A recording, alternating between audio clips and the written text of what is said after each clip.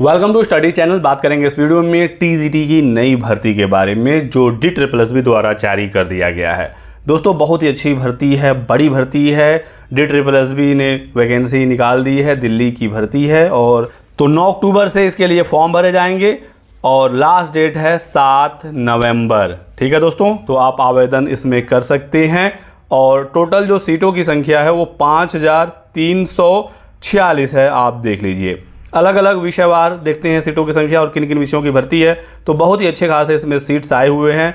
TGT के mail और female की अलग अलग सीटें हैं, जैसे टीजीटी मैथमेटिक्स मेल में 744 और फीमेल में 376, टीजीटी इंग्लिश मेल में 869 और फीमेल में 104। ऐसे ही देखिए टीजीटी सोशल साइंस में 310 मेल में और 92 फीमेल में। तो बहुत ही अच्छे सीट्स हैं। कौन कौन विषय हैं देख लीजिए, सीटों की संख्या आपके स्क्रीन पर है। तो नेचुरल साइंस है, हिंदी है, संस्कृत है, साथ ही साथ Urdu, Punjabi, drawing teacher, special education teacher. तो ऐसी भर्तियां बार बार नहीं आती हैं, आपको अच्छे से मेहनत करके इसमें लग जाना चाहिए। और इसमें एलिजिबिलिटी देखते हैं, फिर एग्ज़ाम पैटर्न देखेंगे और सिलेक्शन प्रोसीजर पर बात करेंगे। एज लिमिट और एज में कितना रिलैक्सेशन है भी मैं आपको बताऊँगा। ठीक है, तो एलिजिबिलिटी की बात सबसे पहले करते हैं। योग्यता इसमें ये है दोस्तों कि आपका ग्रेजुएशन में 50% मार्क्स होना चाहिए, संबंधित विषय में स्नातक और 50% मार्क्स। साथ ही साथ जो सब्जेक्ट है जिससे आप अप्लाई करने वाले हैं वो आपके ग्रेजुएशन में 2 साल तक होना चाहिए। यदि 3 साल का ग्रेजुएशन आपका है यानी BA BSc, तो उसमें 2 साल तक आप वो सब्जेक्ट पढ़े होने चाहिए। और यदि BLED है 4 साल का जो इंटीग्रेटेड प्रोग्राम होता है, तो ऐसे में आप एलिजिबल रहेंगे BLED वाले छात्र भी, लेकिन जो सब्जेक्ट है वो 3 साल तक आप पढ़े होने चाहिए। ठीक है, तो ये एलिजिबिलिटी है। और सब्जेक्ट वाइज एलिजिबिलिटी की बात करें तो जैसे मैथ्स की बात करेंगे तो बैचलर डिग्री होना चाहिए कंसर्न सब्जेक्ट यानी मैथमेटिक्स में, 50% मार्क्स हो आपका ग्रेजुएशन में और मैथ आपने 2 साल पढ़ा हो तो आप एलिजिबल हैं। यदि आपके ग्रेजुएशन में 50% नंबर नहीं है और आपने मास्टर्स किया हुआ है उसी सब्जेक्ट से, मैथमेटिक्स से, और यहाँ पर आपके 50% नंबर हैं तो भी आप एलिजिबल रहेंगे।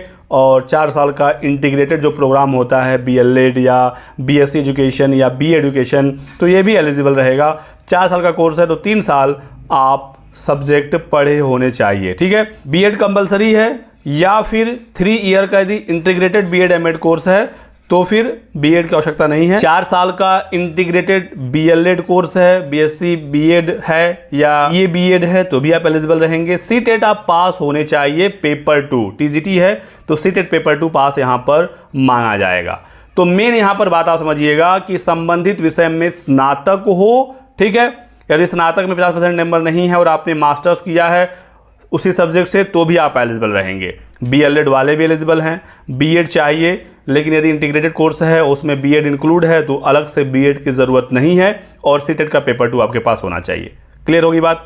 आयु सीमा दोस्तों अपर एज लिमिट 30 ही साल है, इस बात का ध्यान रखना है। UR कैंडिडेट्स के लिए सिर्फ 30 साल अपर एज लिमिट है TGT में भी, और रिलैक्सेशन भी मिलता है। किसको कितना मिलेगा अभी आगे मैं आपको दिखा दूंगा, लेकिन UR के लिए 30 ही साल है। ठीक है, बाकी सभी विषयों की योग्यता यही है। जैसे आप बात करें अगले विषय की, इंग्लिश की, तो इंग्लिश में भी सेम है कि ग्रेजुएशन में इंग्लिश आपने पढ़ा हो, एक सब्जेक्ट 50% मार्क्स आपका होना चाहिए और इंग्लिश 2 साल तक आपके BA में होना चाहिए। या फिर मास्टर्स वाला भी सेम कंडीशन है कि यदि आपका मास्टर्स इंग्लिश में और वहाँ पर 50% नंबर है तो भी आप एलिजिबल हैं। 4 ईयर इंटीग्रेटेड प्रोग्राम भी एलिजिबल रहेगा और BEd चाहिए, CTET पेपर 2 चाहिए। सारे सब्जेक्ट की एलिजिबिलिटी यही है। आप जो भी सब्जेक्ट उठाकर देख लीजिए, 50% नंबर और BEd, साथ ही साथ CTET पेपर 2 पास, अपर एज लिमिट 30 साल। ठीक है, बाकी आप कहेंगे तो मैं एक विषय का अलग से वीडियो बना दूंगा, लेकिन जो मेन एलिजिबिलिटी है वो यही है। क्लियर हो गई बात।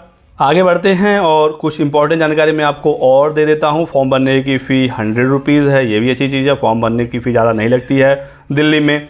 एग्जामिनेशन का पैटर्न देखिए। ठीक है, तो 1 ईयर, एक चरण की परीक्षा होगी, एक एग्ज़ाम इसमें होता है, तो ज़्यादा टेंशन लेने की ज़रूरत है नहीं। ठीक है, एक पेपर होगा और 2 घंटे का ये एग्ज़ाम होगा। 200 क्वेश्चन आएंगे, 200 नंबरों के लिए। क्वेश्चन 1 नंबर का है। MCQ पेपर होता है, बहुविकल्पी पेपर होता है और 200 नंबर का होता है। जो पेपर आपका होगा वो 2 सेक्शन में बटा होगा। सेक्शन A 100 नंबर और सेक्शन B भी 100 नंबर। ठीक है, अब यहाँ पर ये है कि सेक्शन ए में 5 अलग अलग पार्ट हैं, सभी पार्ट से 20-20 नंबर के सवाल।